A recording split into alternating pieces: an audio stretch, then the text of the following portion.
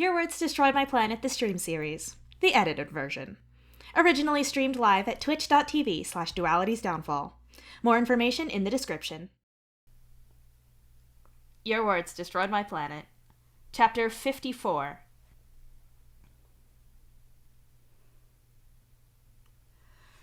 The thing is that we all know Dave knows this stuff well enough to know what he's talking about, Solix says with a tired frown. Right, he said, screamed about it, right in my ear. He knows the difference between a weird dream and a void dream. You agree. And sure, whatever I do without remembering seems to work differently to your shared thing. Solix continues. Are you going to lift this weight, or are you going to keep talking to procrastinate? You challenge him. Solix, who was definitely procrastinating, glares up at you from the bench below. Shut up, he mutters and goes to grab the barbell above him on the rack. Dave said that keeping your back kind of arched when you bench is, you try to say. Shut up, Solix hisses at you, so you leave it. I get your point, though. If your stuff operates on a different frequency to ours, then who's to say that whatever is happening with Dave now isn't the same? You agree. Solix unracks the weight with some effort, and you focus, tracking its shaky path with your hands.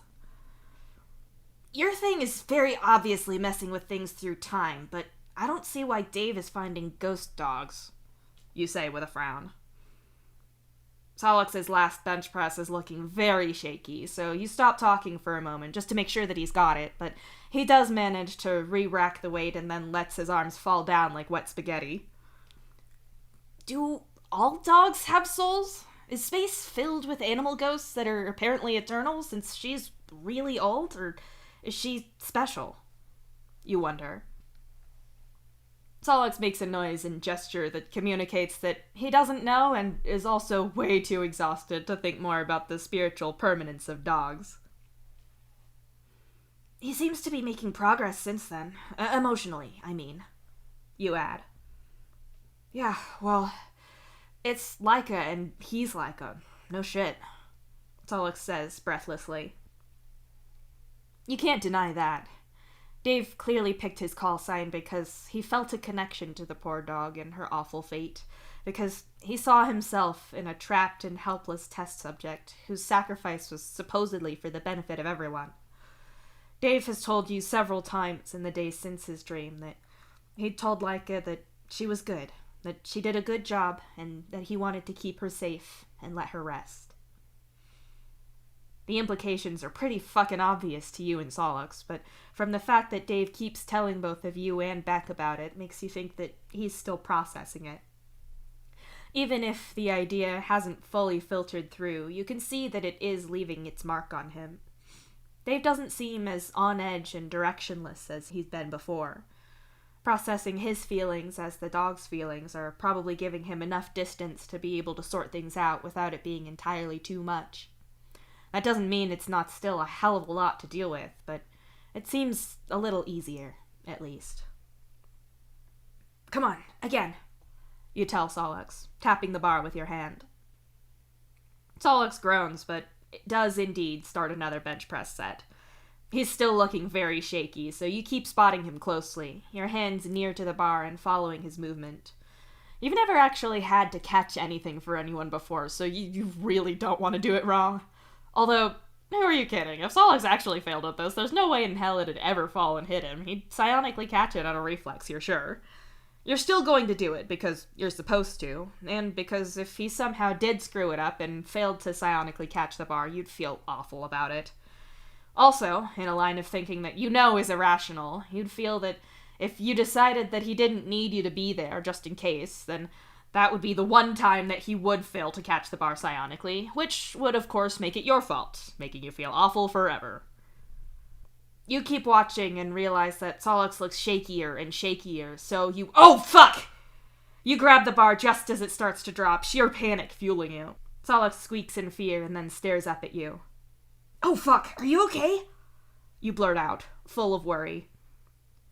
Did you just bicep curl a weight I can't even bench press? And you're still doing it? Solix demands, scrambling upright and out from under where the bar was. You look down and see that this is in fact exactly what you're doing.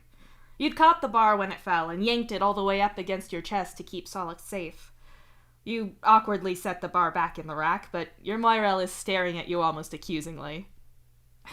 Is that why you said you weren't going to do the same thing as me? You're trying to stop me from feeling bad or something? Solix asks you in an offended and suspicious tone. No. Dave had me on this yesterday, and he said that you're not supposed to do the same thing 2 days in a row when it comes to weights. He did explain why, but I definitely started tuning out partway through. You admit. Solix relaxes a little, even if your answer didn't actually give any real explanation for how you weren't trying to spare his feelings. He knows you well enough to tell. At least, he knows you well enough to know when you're trying to hide your motives. Did Dave have his shirt off at the time? Solix asks suspiciously. Fuck, he did. Even now, the mental image alone is enough to send your thoughts darting off in plenty of directions that they shouldn't do. Ha! Busted! Solix laughs at you. Shut up. Are you going to finish this, or should I put it back and unload the weights? You ask him with a roll of your eyes. I think you should keep curling that, or whatever it's called, just so I can see how many you can do, Solix says with a grin. You're gonna be very annoying if I don't, aren't you? You say. You're not really asking, because this is Solix, and he is absolutely going to be annoying to get his way. Solix has always liked you back in the mixed-up way that you like him.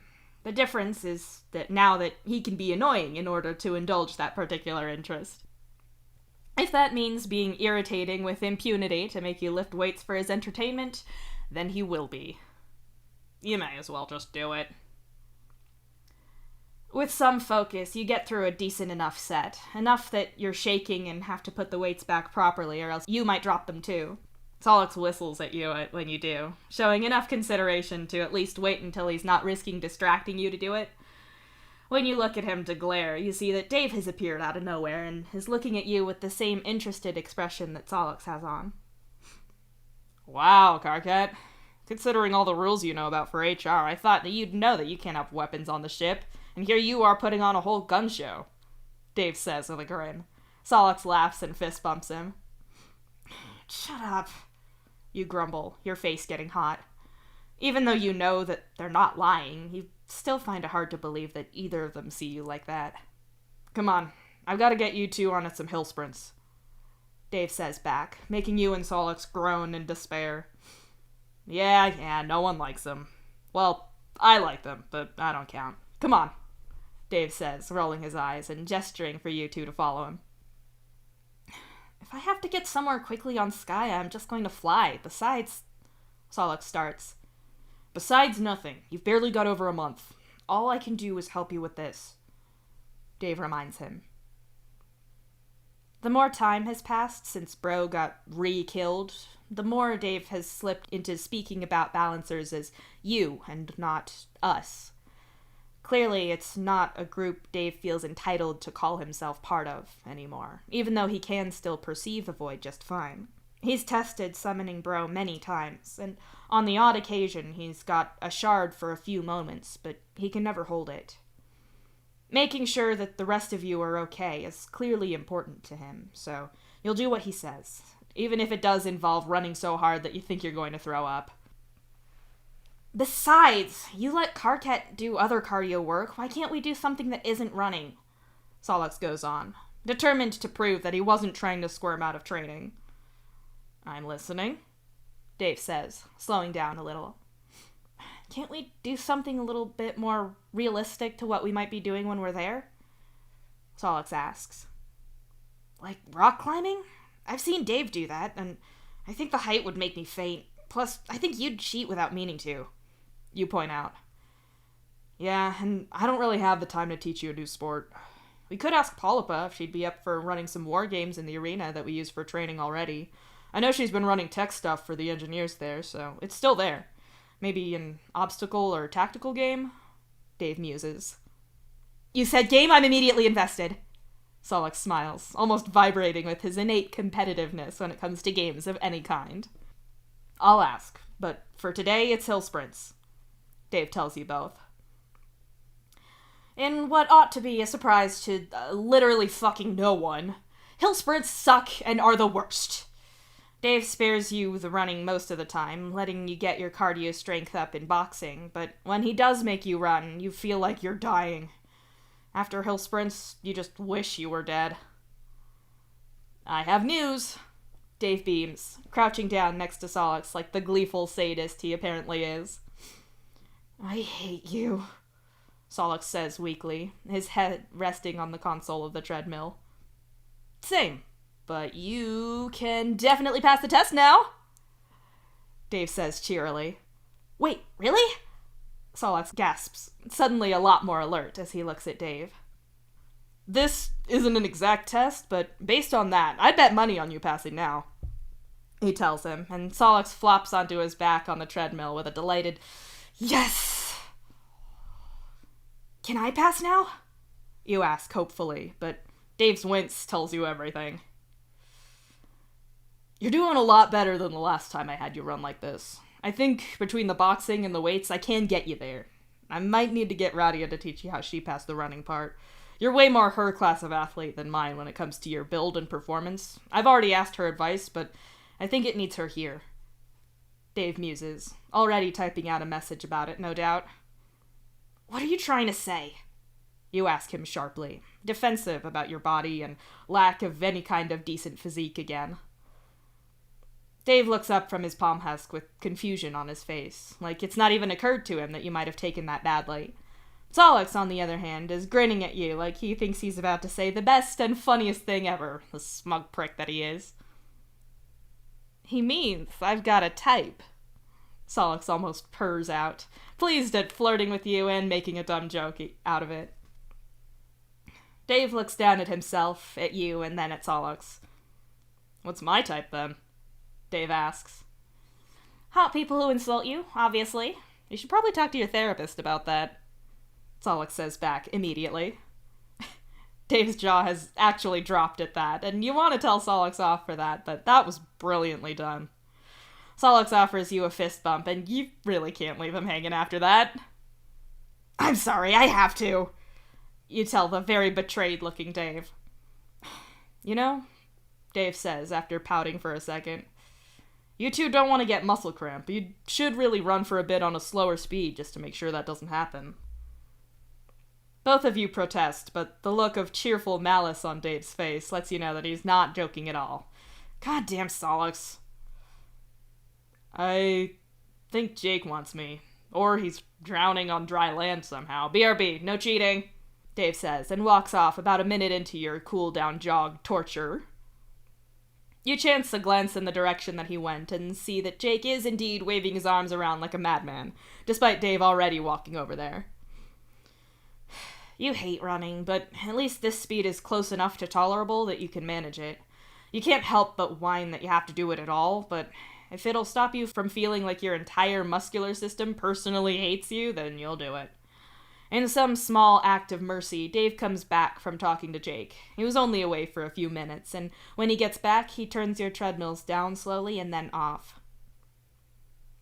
Dave feels a little different. His mind seems to be elsewhere, even as he taps away at your treadmill screen to log everything for whatever reason. Solix has obviously figured out how to do that himself, so he's busy with that, leaving you to look at Dave. Is everything okay? You ask him. Dave blinks, and you see him come back to himself again. You hope that he isn't faking being okay for you. Yeah, Jake was just saying that Dirk wanted to do something. A game night with Hal. Normal stuff, Dave says, in chunks of sentences and not full ideas. At ours? Solix asks eagerly. If you wanted to, if that's okay. Dave answers him and looks at you. Hell yeah, I want to see Hal again, and it was fun last time. Solix nods. I don't mind, and if it's going to be good for Hal, then I'm happy. You add. Dave nods, and that's that. The three of you go off to shower and change, because you and Solix are disgustingly sweaty enough that going home on the train like this is probably a crime. As you're all getting ready to leave, you can see Dave switching off again. He gets like this. Your theory is that he's able to be present when he's feeling okay emotionally, or if he's doing something that he thinks is important, but then at times it's like he retreats. You talk around him, chatting to Solix on your way back home together. When the three of you get back to your hive, Dave sits down and starts messaging his family about this evening, and also talks to Aradia more about you. He's briefly himself again, and then opts to go and sleep for a few hours before his family comes over. When Hal and Roxy show up first, Dave is immediately himself again, but you think you can sense a certain amount of him pretending that everything is okay. Something that isn't there with you two. He's faking it a little, you say quietly, as Dave chats brightly to Roxy and Hal. Solix narrows his eyes and watches the trio for a moment. A little. He's probably just nervous. It's probably self-centered that I'm happy that he doesn't fake it with us, you admit quietly. Your mind catches up to your mouth as Solix muffles a laugh with his hand. Not a word, you groan. Thankfully, the doorbell goes, and you have the excuse of hurrying off to answer it. Solix psionically rearranges the room. You play host and make sure that snacks are distributed properly. Hal catches you to talk for a minute about your translation device. He's been making progress on it, beyond what you'd expected, and he has ideas for how to make the software smarter. You agree to spend more time soon on the translation library to see if this really is something that you can roll out to everyone visiting Skya. It could really make a difference if anyone can use it. Before too long, you're all sat down, and Solix has insisted on a game of Cheat, which you've never heard of, but Dirk and Roxy happily explain the rules as Dave shuffles and deals out the cards. You're sat to Dave's right, Solix is to his left with Hal next to him, then Roxy, Dirk, and Rose. Don't worry, it sounds more complicated than it is. You pick it up really easy when you play. Besides, you don't have to be good to play. Dave's whole strategy is never lying if he can help it. Roxy laughs. Rose straightens up a little at your side, looking at Dave, who is calmly sorting out his hand of cards. Left of the dealer, Dave says casually as he organizes his cards. 2 twos, Solix says immediately, slapping 2 cards down. Dave's face cracks into a wide smile, and his shoulders shake with silent laughter. I saw the chance and I took it, Solix says, clearly proud of himself. Aw, too bad they couldn't have been spades as well, Dave says back. And that's how you know that Dave has at least 1 2 of spades in his hand. See? It's not hard. Dirk tells you. Okay. Ugh, I think I'm gonna have to switch hands. Hold on. Hal hisses as he tries to change his cards between his artificial and biological hands. You said your dexterity was good with this one, Solix says in concern. Dexterity's not the problem. The skin texture isn't right, and with this many cards, I think the drag of your fingerprints actually helps to... Hal demonstrates by dragging his artificial thumb over the cards. He gets a certain amount of purchase, but it's clearly not as controllable as he was expecting. I can hold your cards, Solix says, obviously an offer, even though it's not explicitly stated as one. Solix lifts his own free hand, and a red and blue aura glows around it, so he means psionically. Hal obviously deliberates for a second, but relents and nods. With a flick of his finger, Solix arranges Hal's cards in the air for him, low enough so he can move around them and see the table, but close and curved enough so no one else can see his hand, including Solix himself. Solix might be the most psionically gifted troll alive, but even he can't feel the value of a card by psionic touch alone. Thanks. 4 threes, Hal says, plucking 4 cards out of the lineup with his cybernetic hand. Clearly he wants to get the practice in. He just needed a little help first. A bold start. I like it. I have but 1 3, Roxy says, and puts a single card down. You shuffled 2 decks in, right? You check with Dave. Yeah, so there's only 8 threes in there. If the game gets too close that it's boring, then maybe I'll shuffle another deck in the mix next game, but for now it's just the 2.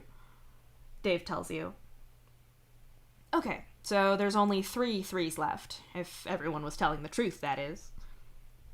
3 fours, Dirk says simply. Cheat, Dave and Rose say together. Wow, I can't believe that Dave of all... Solix, you didn't put down any 2s at all, you filthy liar. I'm impressed. Dirk laughs as he merges the cards in the middle of the table into his hand. If he had to pick up, then he was cheating. You're starting to get it. Why would I put them down? I want to keep them, Solix cackles. How did you know Dirk was cheating? You ask. It's the way he said it. He can be a little too controlled when he's lying, Rose says. I think we go the other way, Roxy says, looking at Hal. You can believe that, actually. I don't think I need to tell you that I can be quite good at this. 4 sevens, Rose says, putting her cards face down on the newly empty table. Solix is easier to read if he's stressed, and I'm probably awful. Okay, so I can do 7s as well, or go up or down 1? You check as you look at your hand. You got it, and I'm sure you can read Dave just fine, Dirk says mildly, and you notice Rose's eyes flick between Dirk and Dave for a moment. 4 sevens, you say, and put your cards down on Rose's. The table seems tense as everyone else looks around at each other. Only someone else with 7s could know if you and Rose were both truthful, right? I kind of don't want to call that. New player.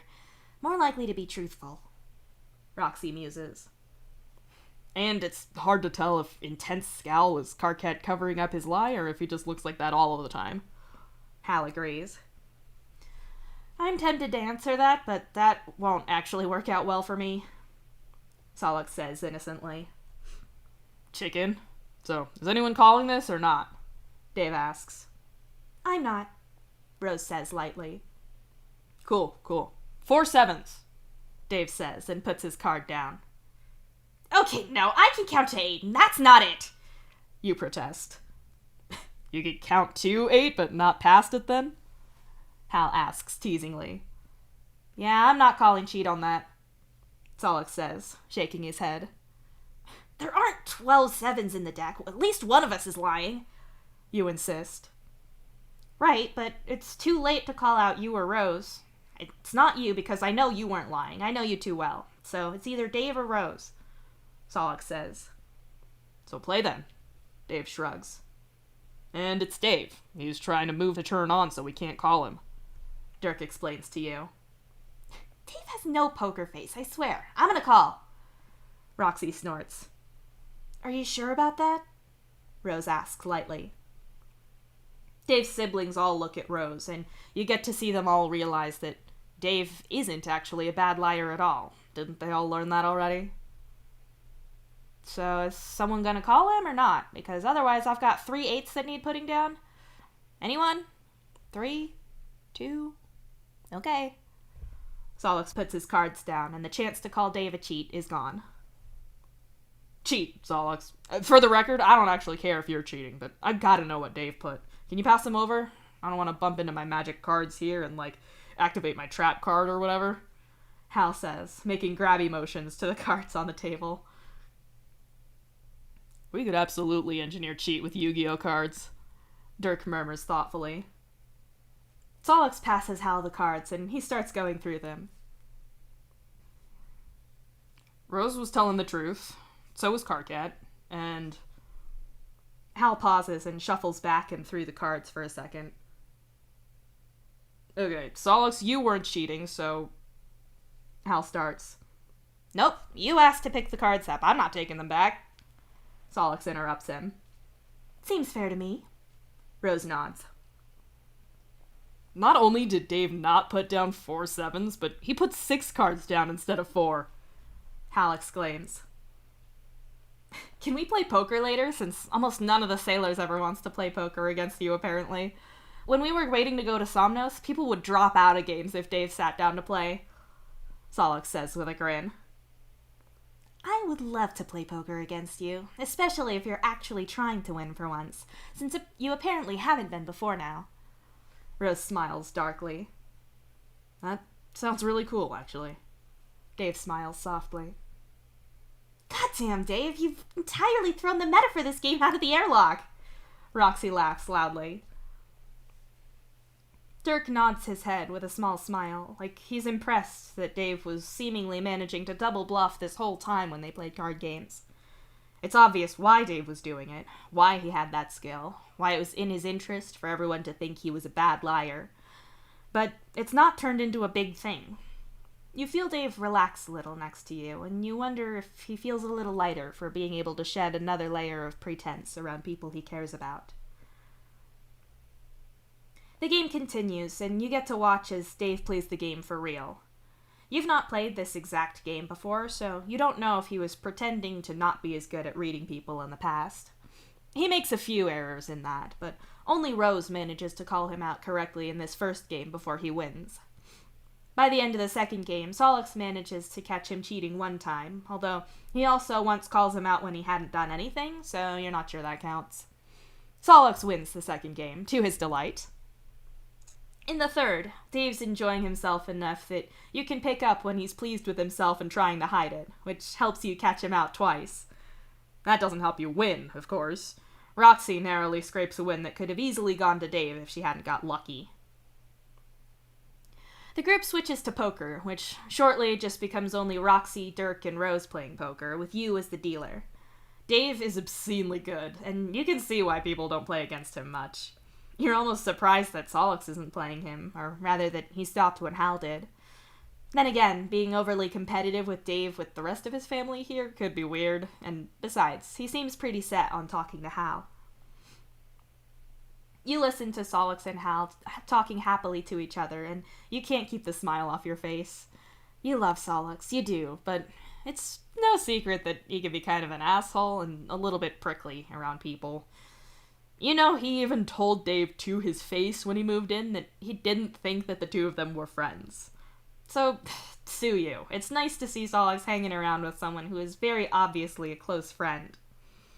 Solix is also very good at not treating any kind of disability or trauma as some desperately fragile and awkward situation.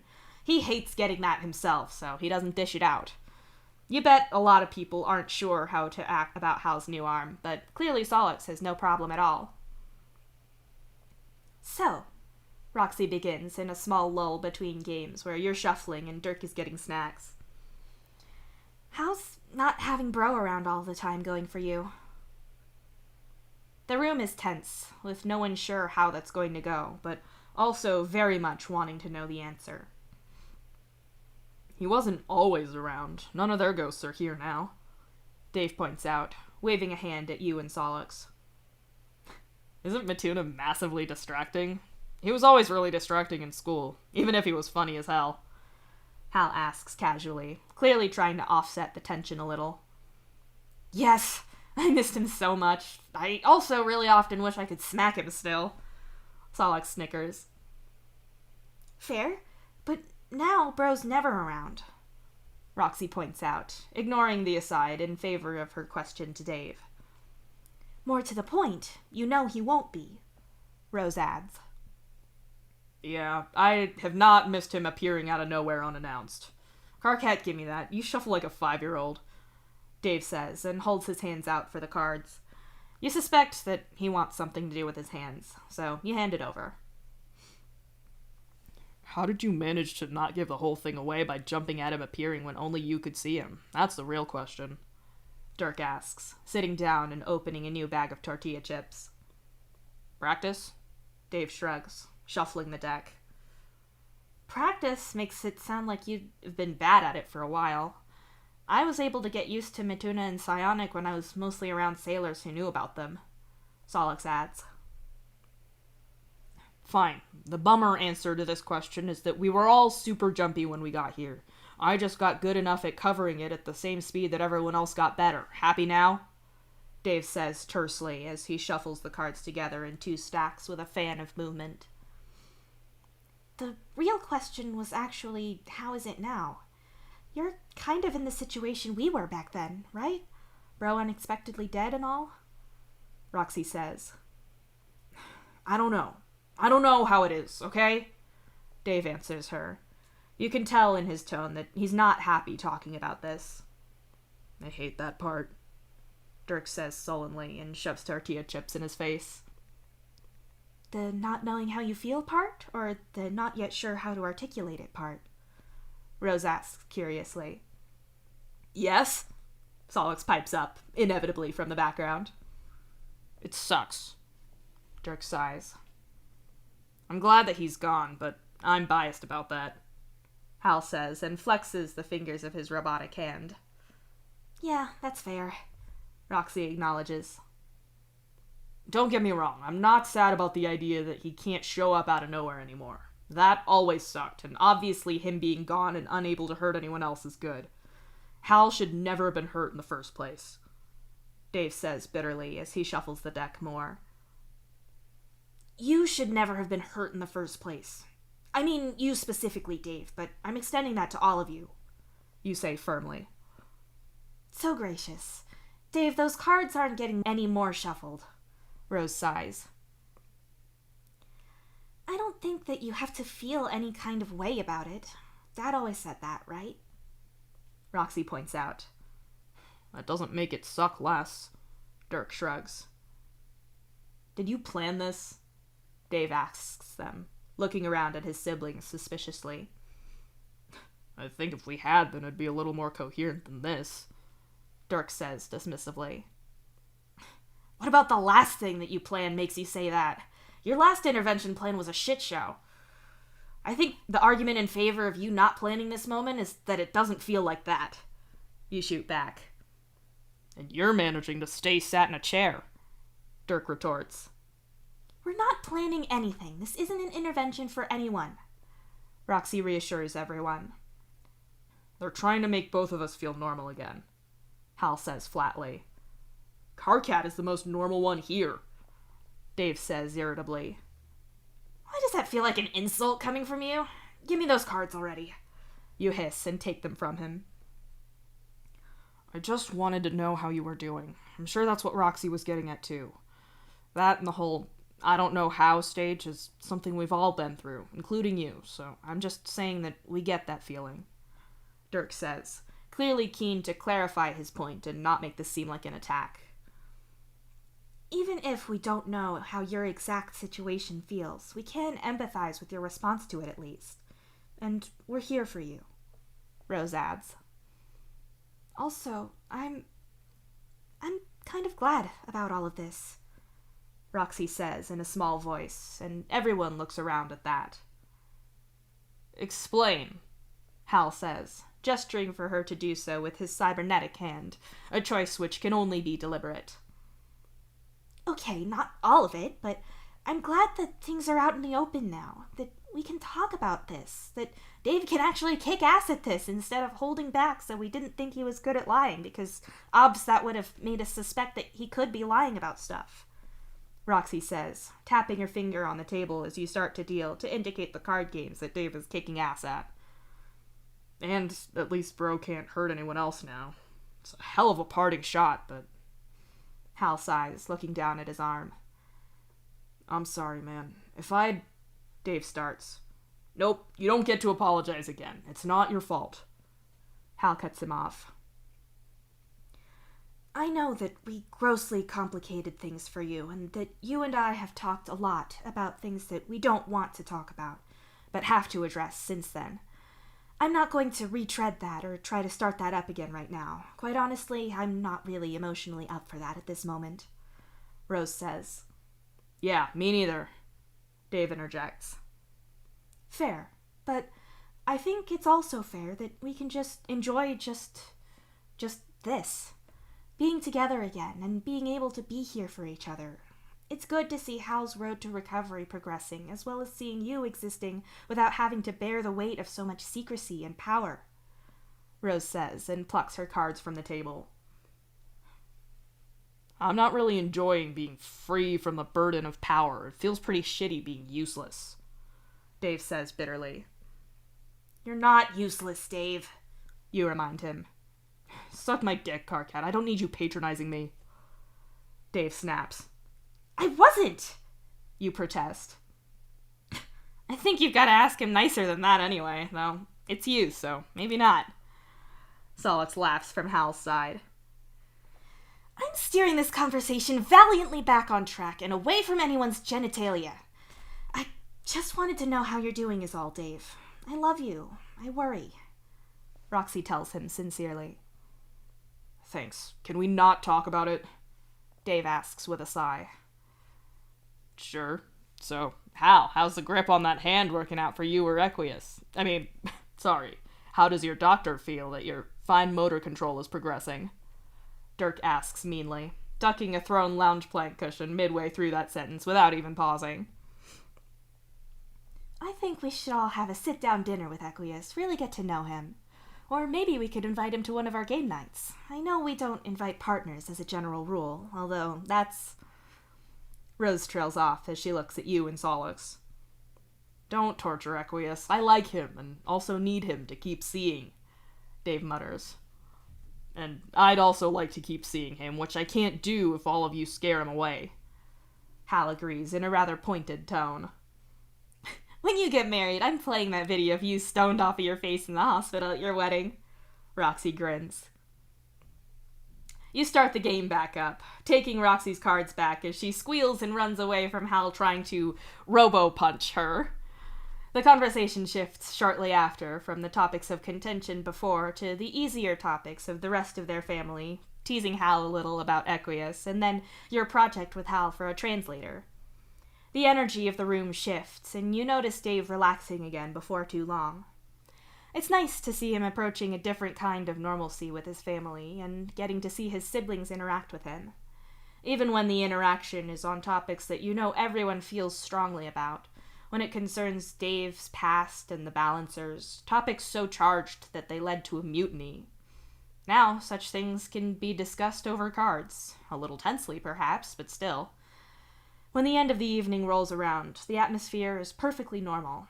Everyone leaves with hugs goodbye, and even if Dave seems tired out, it appears that it's more from a lot of socializing rather than being emotionally burnt out. It's progress of a kind. Slow and awkward in parts, but it's progress. It's healing. Nothing can fix the fact that Dave is without most of his balancer powers now. No one can fix his lack of a ghost or help him know how to feel about Bro being dead for good, but life inevitably goes on. Time, callously, doesn't wait for people to be ready. It marches on anyway.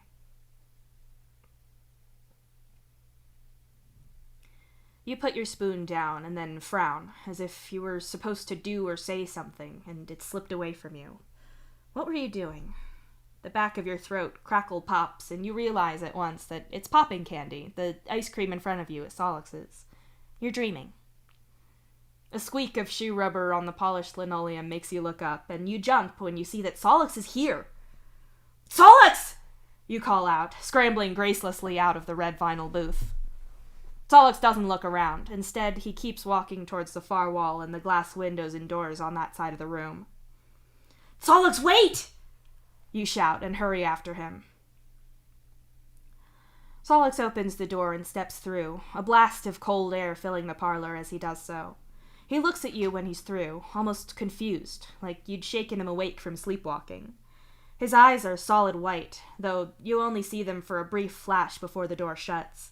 It closes just in time to keep you out, and to pinch your fingers in the door jamb. Solix, get back here! You snap, yanking the door open and throwing yourself through it before you can think better. Gamzee mouths, "What?" at you in confusion, but then whoever he's on a call with takes over his focus again. You feel weird. Looking down at your hands, you feel like you're not quite yourself, simultaneously lost, but also drowning in déjà vu. You know what's happening here, and you have no idea what's happening here. Your claws are shockingly short, bitten right down to the quick. They look awful, so scruffy and out of place against your formal sailor's outfit. You're supposed to look presentable today of all days. I said I was coming, Solix says in an offended tone as he steps out of your hive door and out into the corridor that you and Gamzee are waiting in. What? You say, feeling lost. You were the one yelling, Solix mutters. Yeah, because you were... Your voice dies in your throat, and you're aware that you suddenly can't say anything. Attempting to do so feels impossibly wrong. Sorry, I know we can't be... Solix halts as he goes to push his glasses up and accidentally smears his finger across the lens. Solix wrenches his glasses off with a pissed-off hiss and starts cleaning them as he mutters under his breath. You can't comment on his creative cursing because your attention is far too caught up on his eyes. Your eyes, they're all black and white. You breathe. Solix stares at you, wide-eyed, black and white, just like last time.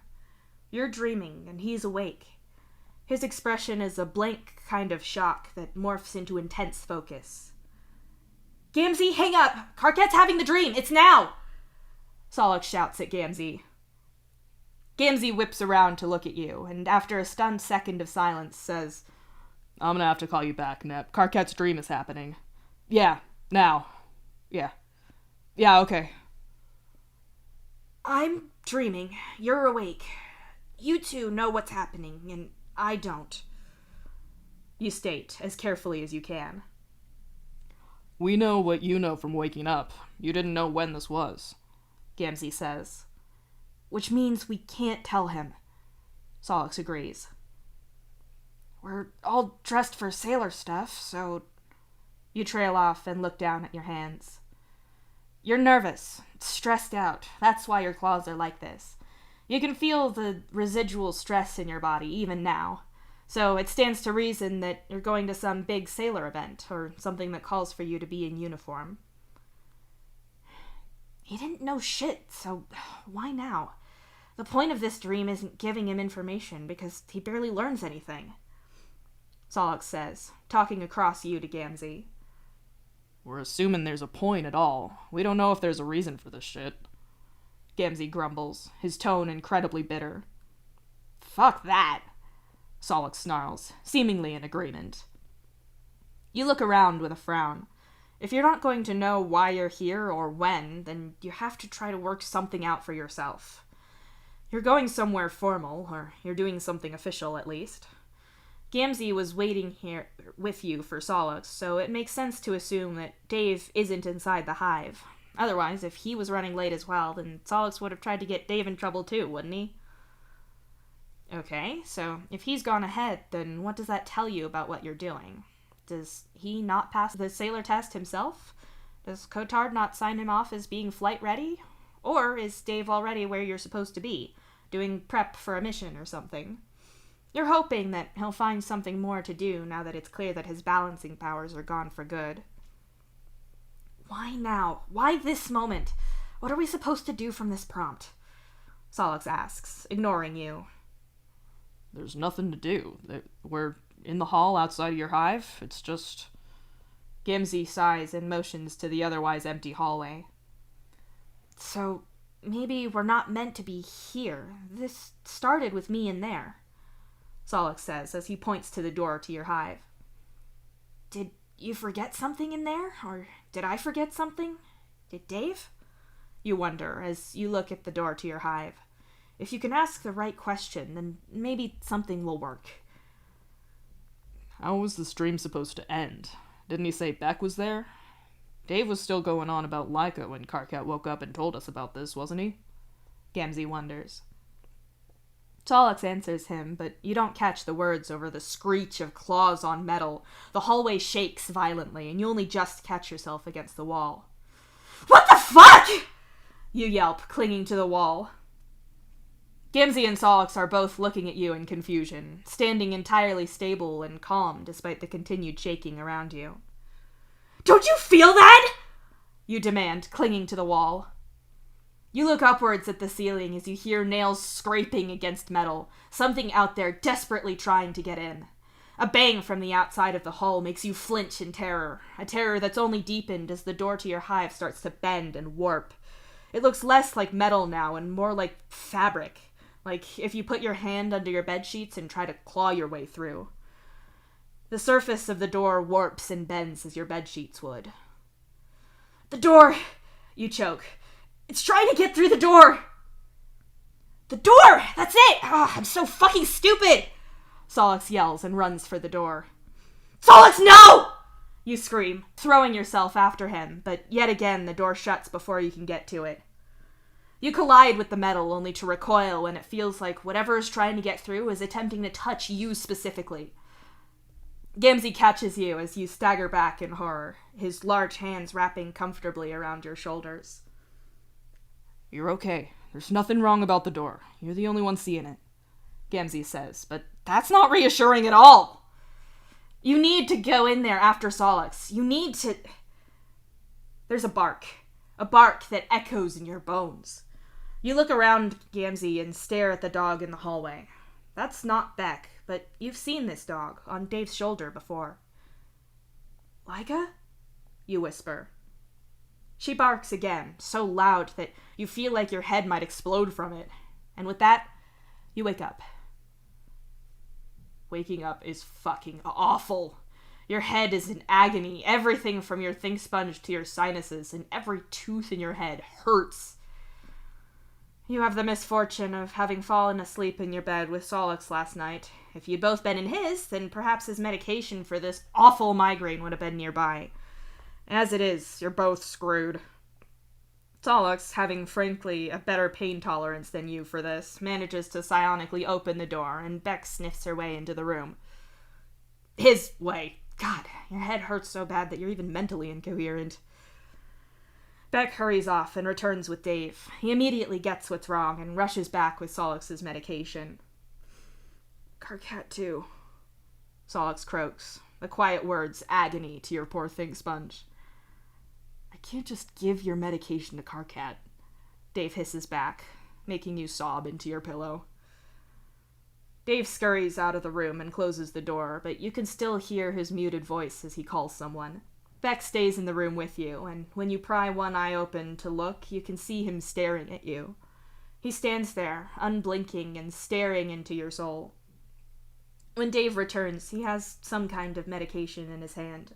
You gratefully take it and down a gulp of painfully cold water. It could be cyanide for all you care. Anything to stop your head hurting so badly. Dave crawls onto your bed between you and Solix and strokes one of his hands through your hair, eventually shifting to both of them when Solix moves to curl up against Dave's side. The pressure of Dave's fingers on your hornbeds and whatever medication he gave you eventually eases the pain back far enough so you can think. Your vision is still migraine glitchy, but you can open your eyes without it being utter misery now. You look over at Solix, laid against Dave's sides, and methodically pressing his fingers along the pressure points in his forehead and temples to try to ease the pain away. Maybe you should try that. Looking up at Dave, you can see that he's on his palm husk, angling the dim light of the screen away from both of you as he types on it. How is this happening to you too? Solix finally asks, though you think he's waited until he saw some sign of life from you to do so. I had a future dream, but I only got there... I was in the ice cream... Fuck. You whine as your own voice makes your head throb. Choosh, Solix whispers, petting your face as Dave rubs at your scalp again. You try to make words happen once more. I had an ice cream dream again, but I saw Solix and followed him. I don't remember that, but that tracks, I guess. I know I was dreaming of the past again. My think sponge is killing me, and I've got a song stuck in my head. Solix murmurs. Right, I tried to follow you through one of your doors, not the ones with the lights, but I ended up in the future instead, like I did with that dream on the night with the password. You croak. Can I record this? Then I can send it to the others instead of me writing down what I think you said? Dave checks, and you hum affirmatively, not willing to risk nodding. Okay, Dave says after tapping at his palm husk screen. I was outside of our hive. Gamzee was there, and we were dressed in sailor gear. The all-white stuff, not training stuff. You explain. Maybe the mission to Skya, then? Solix suggests. I didn't know when it was, and you and Gamzee said that when I told you about this, now, I guess, we didn't know when it was, so we can't figure it out? You frown. The idea would probably hurt your head even without this migraine going on. So, our hive, you, Gamzee, and Solix. Dave prompts you. Right. Solix wasn't there at first, and I was yelling for him to come out because we had to go. I think we were supposed to be somewhere. Solix showed up bitching about me yelling. You continue. Fair, Solix says with a breathy laugh. I realized I was dreaming, and we talked about it. We were trying to work out why I was dreaming of that moment. I think Gamzee had been talking to Nepeta on a call. Oh, fuck, I saw the thing. You groan. The thing? Dave asks. The thing outside, whatever it is that's scratching outside trying to get in. It warped the door and the walls trying to get through, but no one could see it but me. It kept me from following Solix back inside. There's definitely something out there, and I don't think it's the void. You insist. Wait, what? Ugh, my head. What did it feel like? Solix asks, looking at you intently. Terrifying, you answer. Shouldn't that be obvious? No, I mean, did it feel like it was trying to hurt you? Was it malicious, or... I don't know why I'm asking. Anything out there trying to get in can't be good for us. We want to keep what's inside the ship inside it and not have everyone outside of it. Solix frowns. Speaking as someone who's tossed themselves outside the ship, I don't rate it as a good time. Dave agrees. I don't know. I was scared. I woke up when... You trail off and look at Beck, who was already staring at you when you look around. It's deeply unsettling. There was a dog there. It barked. I know it was Beck, or it felt like... That's what my think sponge came up with, but it wasn't her. Him. Beck. You try to say, your mind getting scrambled as you talk. Wait, was it Laika? Dave asks with a gasp, going to roll up his sleeve to show you. Yes, you don't need to show me, I know. Please don't move, my head is killing me. It was her. She barked at me, and I woke up to this. You groan. So she's warning us, then, about whatever's outside. You're warning us with your premonitions. Dave whispers. Okay, when is this supposed to happen? If we're all in sailor gear, it makes sense that it'd be Skaya, and it makes sense if you're not there. Our shifts are split, and I know that Karkat and Gamzee are the other pair. Solix says. But then you'd be down on Skaya. Well, unless it's day 1. Plus, there's still quarantine. We wouldn't be outside our hive. But then, maybe it's different, since our pattern is all messed up now because of me. We don't know what changes Nepeta might still make to that. Or maybe you'll learn to balance again in the next week and a half, Dave suggests. Are the two things connected? Whatever's outside and the doors with the coins? Solix wonders. Why are we getting the ability to open a door if there's something out there? I don't want anything out there getting in, Dave says. It was terrifying.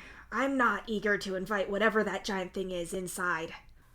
You agree. We don't know anything about it yet. We're finding out about this for a reason. We just don't know why yet. Solix points out. I don't like it, Dave says simply, and rests his head back on your pillow as he goes back to stroking through your hair as your migraine eases. Gamzee and Aradia don't like the results of your dream much either. They don't like that Solix had another dream, and they don't like even more that it's a space-themed song either. Galaxy Song by some old comedy group.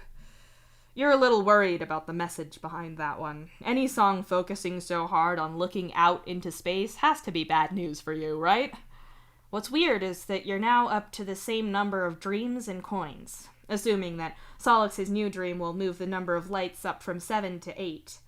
But over the next few days, no one suddenly discovers a new coin in their eye, and you do catch Dave looking at himself in the mirror a few times, as if he's checking. You're worrying about all of this in the background as you come closer to your final test date. Solix manages to prove himself enough to Nepeta that he doesn't have to retake his test. You barely scrape the running portion of your test after Aradia gives you extra training sessions, and you manage to survive the G-Force test by following some awful advice from Dave. Just get really angry, Dave suggests, right as you're about to go into the test. What? You hiss at him.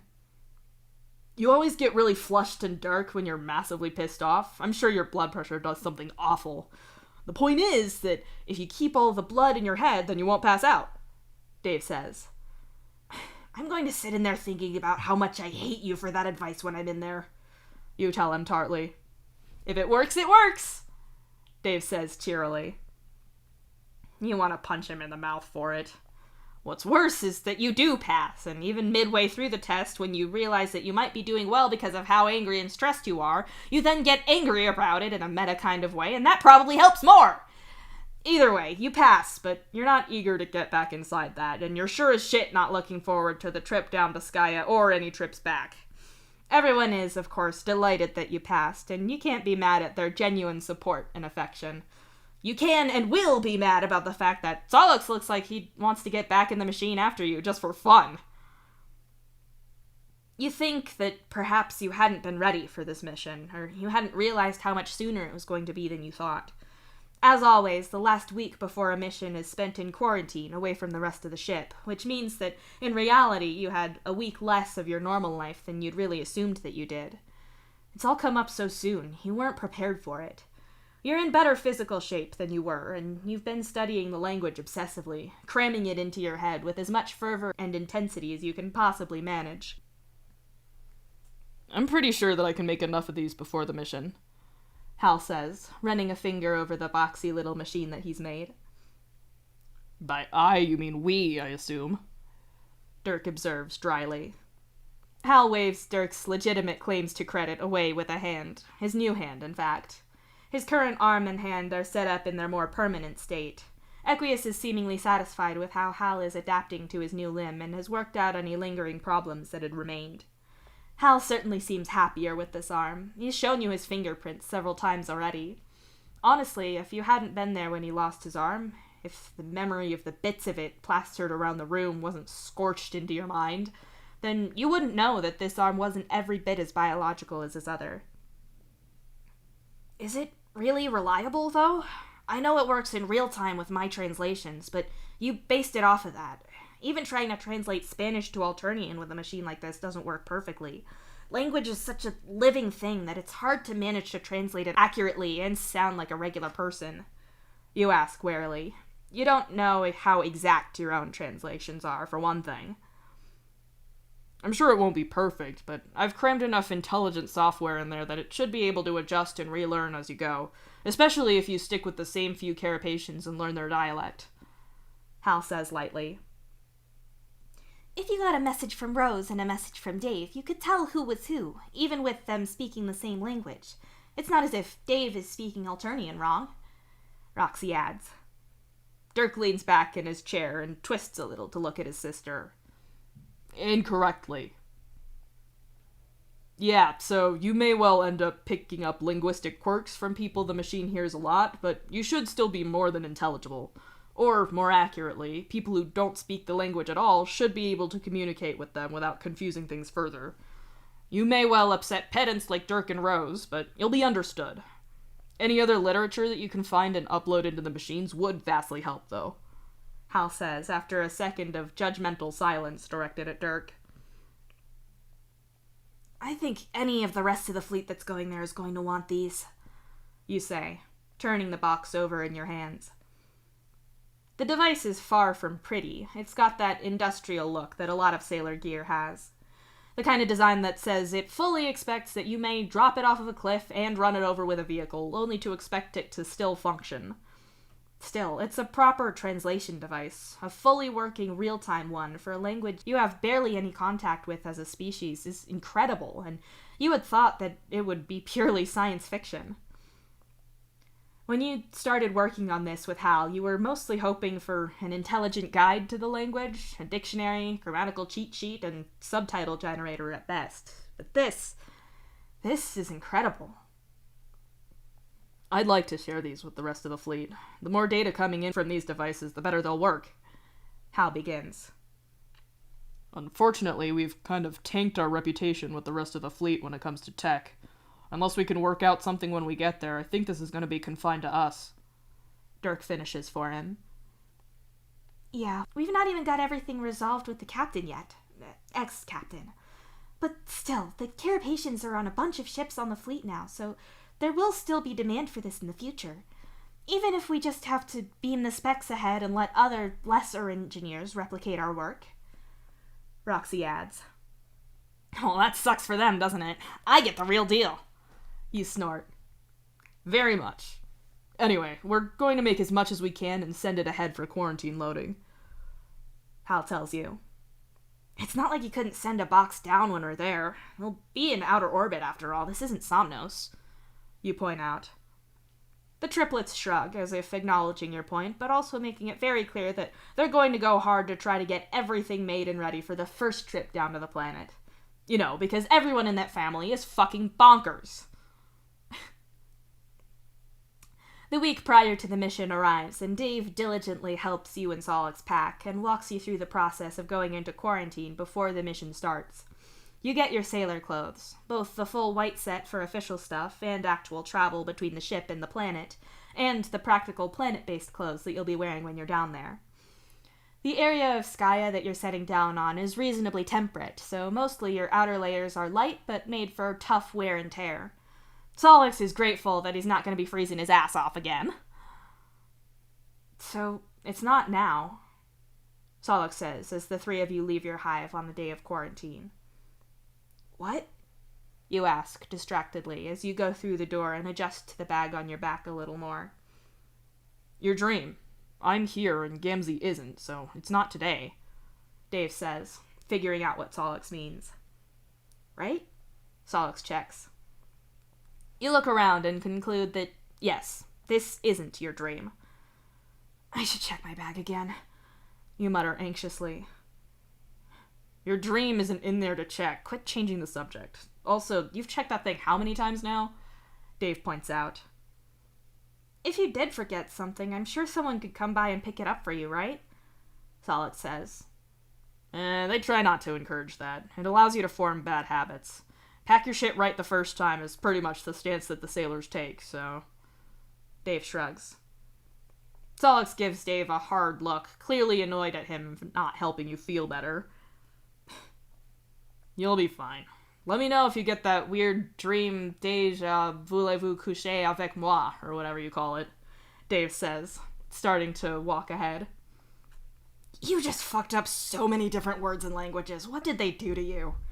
You grumble and follow him. Dave starts out into a dumb ramble about languages and words. Man, what do they mean? You tune it out instantly, and manage to tune it out even harder when Solix joins in, trying to argue against Dave, but really only encouraging his idiocy. Maybe they're doing this just to take your mind off of things, but you can't help but feel anxious. This isn't your dream, so what have you missed? When is it going to be?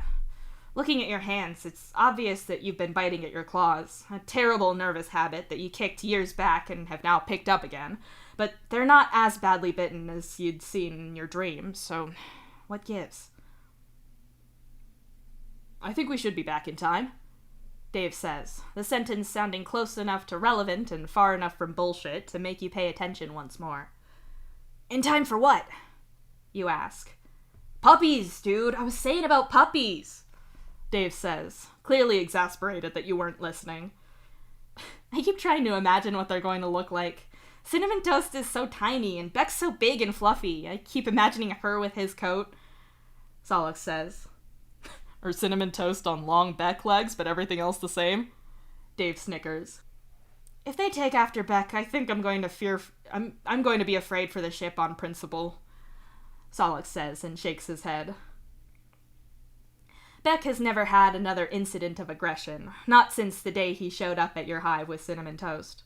You can only assume his aggression was him being defensive of the dog that's now carrying his puppies, but it was still terrifying at the time. That's not what's unsettled every balancer but Dave, though. The sudden spike in repeat appearances of Beck or Laika in balancer dreams is making everyone a little nervous that something is happening that you're not getting. It's not making Dave nervous, though. He's fully convinced that some long-dead space dog is trying to send him a message, and he's simply trying to work out what it is. Getting into quarantine is something else. It's weird being on this side, isn't it? Solix says quietly as you watch Dave's whole family descend on him to hug him goodbye and demand that he stay the fuck out of trouble this time. You look around for Cancri, since he said he'd be here to see you off into quarantine. Your eyes don't land on him, but Gamzee. You're used to picking him out of a crowd at these things, because you've always been the one saying goodbye to him. Now you catch his tall horns and wild hair and see him with Tavros. Something old and a little sore throbs in your chest as Tavros leans up to catch Gamzee's face in his hands and kiss the bridge of his nose. You two broke up for a reason. You want him to be happy. You've moved on as well, but it still feels sore. There, Solix hisses, pointing in the other direction. You don't even think he's even seen Gamzee. Following the direction that Solix is pointing, you manage to see Cancri politely picking his way through the crowd towards you. Tell Cancri he's a nerd. You think that Solix said that for a split second, until you see Matuna leaning over Solix's shoulder. Both of them are grinning at you like they're the funniest people to ever exist, because of course they think so. Karkat, sorry I couldn't get here sooner. It is very packed, Cancri says when he finally makes it to the front where you are. There's a bigger crowd than usual, but no prizes for guessing why. You agree, looking at the crowd around you and people from upper levels leaning over railings to watch it all. Quite. It's all still a bit of a diplomatic mess, but we're all working hard to fix things, Cancri agrees. I will try not to cause any diplomatic incidents while I'm down there. You promise. I make no promises. Matuna laughs. Matuna says he makes no promises about that, and he also said that he wants to tell you that you're a nerd. Solix tells him. Cancre's face shifts into an expression of age-old irritation with a note of fondness to it. You are impossible, Matuna. Cancri sighs, only making Matuna's grin spread wider. Oh fuck, Solix whispers. You think he's talking about Matuna, or maybe Psionic is somewhere over in the direction that he's looking? You turn and instead see Disciple walking towards the three of you. Disciple, I didn't expect you to come down here, you say in surprise as she comes closer. I wanted to. I've already found Nepeta, but I wanted to wish you good luck, she says quietly. Matuna has already said that he makes no promises to avoid causing another diplomatic incident. Karkat says he'll try, Cancri says, ratting you all out. Oh my god, Solix groans. Such a snitch, Matuna accuses him. Thanks, Cancri, you say flatly. Just don't do anything that I wouldn't do, okay? Disciple says with a smile. We've heard all about the things you used to do. Solix laughs. It's not like she's all docile and mild now, either. You saw what went down with the captain. I think we can live within those guidelines. You agree brightly. I'm sure. Could you two... Are Signless and Psionic here too? She asks hopefully. Let me get him, you say, and both of you concentrate for a second to pull your remaining ghosts to you. As always, Signless and Psionic react to Disciple's presence. They're always relieved to see her, even if there's that hint of sadness to being around her. You wave a hand at their general area so that Disciple knows where to look. I need you two to watch them carefully, okay? I can't lose any more of you, Disciple says softly. Of course we will, Signless promises immediately. Psionic looks at Matuna and Solix, then at you and Signless. The noise he makes is anguished, as if the thought of anything happening to any of you is soul-wrenching. You know how he feels. When you thought that Solix was dead or in danger, it was unbearable. Signless promises, you reassure her. Psionic wouldn't do anything that'd hurt us. He's always looking out for us, Solix adds. He doesn't have to do it so much now that Bro's dead, Matuna mutters, looking over at the Strider family. You suppose they still have to contend with GHB, but that's certainly fewer murder-happy ghosts around for Psi to worry about. Be safe. Help people. You should always be familiar with that. Disciple smiles at the space her long-dead partners occupy. She steps forward and pulls you into a hug and kisses your forehead, then does the same with Solix. Mituna doesn't move from where he'd been hanging off of Solix's shoulders, so Disciple's hug more or less encompasses him too. The tearful expression on his face just about breaks your heart. You promise that you'll be careful? I don't want to see anything happen to any of you, Disciple says, looking at each of you in turn, even the people that she can't actually see. I'm sure something will happen to us. That's how time passing works, you say. Carcat! Solix says with a horrified tone. No, he's right. Just in the nature of time passing and events happening, things will happen to you. Even if those things are got up and had breakfast, that's still a thing that happens to you, Cancri points out. Thank you, Cancri, you say, vindicated in your point. I hate when they agree, Mituna mutters. They do have a point, Signless adds. Psionic groans and his head falls backwards, just to really let the sound of dismay directed at Vantases in general really resonate. What's better is that he can't understand Signless's words, he just knows him well enough to know. We'll try to stay alive in one piece and out of trouble. Wait, no. We'll try to stay the same amount of alive that we are now and in the usual amount of trouble. I'm not promising that I won't annoy people for fun. You have to be reasonable here, Dis, Solix says cheerfully. Hell yeah, Mituna says with a nod. I think the usual amount of trouble has been the problem lately, hasn't it? Signless asks. It's the usual amount of trouble that I'm worried about. Tone it down slightly, Disciple argues, accidentally talking over but agreeing with Signless as she does so. You falter as a cry for help grabs your attention. It's Dave. You turn and stare as Dave is nearly crushed in June's arms as she hugs him fiercely. His attempts to escape are hampered by Roxy and Jane, who also seem dead set on squeezing the life out of Dave. Should we help? You wonder. I would, but I'm staying out of trouble. Solix laughs meanly as Dave yelps at Roxy smooching him on the cheek as dramatically as she can. You look and see Dave's other siblings and father doing absolutely nothing to save Dave from his fate at all. Not that you can blame them. It was all pretty traumatic last time. You get why they'd be reluctant to let Dave go without a fuss. I'm going over there to save him, you sigh. I'm going over there to mock him at close range, Solix adds. Hey, wait, Cancri calls, stopping you both with a hand on each shoulder. What's wrong? You ask. I am going to miss you when you're away, but I am very proud of the work that you've put in for this.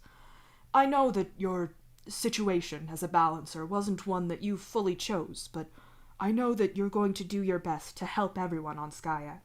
They're very lucky to have you, but please be careful, Cancri says, and pulls you into an awkward hug. Oh, thank you. I'll miss you too, you say awkwardly, finding that you mean it a little as well. You've not been hanging out every day or anything, but you get on far better than you did before all this spooky shit started. You might actually miss him when you can't talk to him. Solix, I know you also didn't sign up for this, but the Carapacians are very lucky to have someone as smart as you helping them. Please don't do anything reckless, and don't let Mituna talk you into anything reckless either, Cancri tells him. Bitch! Mituna growls. Mituna called you a bitch. I don't go looking for trouble, you know. It just happens, Solix says defensively. I've heard that before, Disciple says flatly, and Psionic makes a noise of offense. Ooh, busted! Mituna cackles. Signless is looking anywhere but at his partners, clearly trying to stay out of this one. Signless, I am sure that you will be a good influence. Mituna, I'm sure that you will be good company. I'd like to say more about Psionic, but I'm afraid I've not spoken to you enough to know, but from your descendants and from the stories I've heard, I will just hope that you can interfere with each other's impulses to get in trouble in a way that'll cancel it all out. Hopefully, Cancri says with a sigh. Telling captors not to do something, though? Signless says warily, and sure enough, all three captors are looking at each other and clearly agreeing silently to help each other create as much chaos as possible. I take it back. Please go on the planet and cause chaos all the way down there and not up here. Disciple laughs. The potential future captor chaos is interrupted as Dave barrels into you and turns you around to use as a troll shield against his relatives. Stay back! I have a car cat and I'm not afraid to use him, Dave threatens. The effect of several of Dave's siblings all trying to land their own innuendo-laden comeback to that is audio chaos, and you thankfully hear none of them in any detail. Dave pauses when his father steps forward with a look of fond exasperation at his children. Please put the nice Mr. Vantus down, Dave, Mr. Egbert says, as a smile of amusement twitches at the corner of his mouth, spoiling his otherwise very proper expression that he's clearly going for. Okay, Dave sighs and lets you go. Mr. Egbert steps in and pulls Dave in close for a hug. We'll let you go now. I'm sure you have a great number of things to be doing. We all love you very much, and we're always sad to see you go. Please, have a good trip and take care of yourself in the time that you're away. I love you very much. I'm proud of you, son. Dave's face is buried in his father's shoulder, and there's a muffled sound from him that is definitely speech, but aside from picking up that Dave is emotional, you don't know exactly what he said. When Dave steps back, his face is schooled back into something controlled. Dave waves one last goodbye to his family and goes to leave. You and Solix follow after him, as you've pretty much said your own goodbyes already. You'll be back on the ship before too long anyway. Even if you'll be stuck in quarantine, you can still talk and indeed see people through parts of the quarantined area. It'll be fine. As you pass through the door, you feel the impulse to take one last look back at the main part of the Atuan, of sailors saying goodbye to their loved ones, the crowd that you're usually part of. But that's not what catches your eye. What ends up happening is you look over at Dave's family and you make eye contact, not with any of his siblings or his father, but with Beck. Beck, who is standing motionless at Rose's side, staring intently at you as you walk away with Dave and Solix. Your skin prickles and a sense of unease grows within you. How can you explain that, though? You looked back and saw Dave's dog and got weirded out because of some dream? It's stupid. You're being silly. You wander into the quarantine area and let Dave and Solix show you around. Your ghosts wander off together to explore, which is fine by you, as you still have to find where you're sleeping. Since Nepeta has the three of you down as being in a relationship, she's put you three in a single room together with a large bed. You're pretty sure that this is some kind of privilege. Either that, or it suggests that Nepeta thinks that the three of you have no self-control and you'll just be weird with each other in a shared room. Wait. Are we being given our own room because Nepeta is favoring us, or because you two were weirdly intense about your own feelings the last time you were on a mission? You ask suspiciously. We weren't together then, you know that, Dave points out, dropping his bag on the floor in the corner and pulling his tablet out of it. You look at Solix suspiciously. Were you pining so hard that they gave us a room alone this time? I don't think so, but also it's Nepeta, so who knows what she thinks. Or what Lonk said, or the rest of Dave's crew of asshats that I actually like, Solix says defensively. Bunch of likable jerks, how dare they? Dave snorts. You put your bag down as well and think about it. You and Gamzee are always going to be in a pair, same with Solix and Aradia. Dave is more free-floating, but it means that it'll only be this beginning of the mission and the end of it where all three of you are sharing this one bed. You'll probably be in here for a night or so in different pairs or alone as the whole Skya thing progresses, but even so, it's going to be a little weird. Have Nepeta and Polypa nailed down the final schedule for us on the planet? You ask. I know it's different, but who knows if it's final. The days are different to the original one, that's for sure. Dave shrugs. If they change anything or adjust their plans in all the meetings that we've got this week, then it could shift, right? Solix checks, sitting down on the large bed. Yeah, but probably not by that much. It's still gonna be pairs, and I'm not in one. Dave mutters that last part. Nah, you're in the middle of both of us, Solix says with a grin. Dave pauses at Solix's dumb innuendo. He stands up and looks around at Solix and then at you. Sounds like fun, Dave says simply, giving absolutely no hint as to whether he's joking or not. Yeah, Solix falters, suddenly not sure either. Dave is watching him with all of the intensity and unreadability you'd expect from the poker face he actually does have when he wants to. It's like he's daring Solix to actually commit to the suggestion, which is fine for a pitch thing, but you're apparently involved in this. Wait, sorry, is this an actual suggestion happening here? You ask. Dave looks at you with an expression that's a lot less intense, and instead there's a hint of playful teasing in it. It's a lot more like the Dave that you're used to seeing. Hey, it is a big bed. Dave shrugs and flashes you a grin. That's not a committed yes, but if anything, that suggests that he's not confident to give up the excuse that he was just joking, which suggests that there's sincerity to be hidden. If there wasn't, then there wouldn't be anything to play off as a joke, right? Dave's focus shifts back to Solix and then to his tablet. Anyway, we're supposed to be in a balancers and big bosses meeting in a minute, Dave says lightly, and then looks up at Solix with that same intense look as before. I'm sure you won't have any problems focusing, right? Come on, you two, Dave says, and leaves the room as casual as can be. You and Solix stare at the shut door as you process that Dave isn't joking.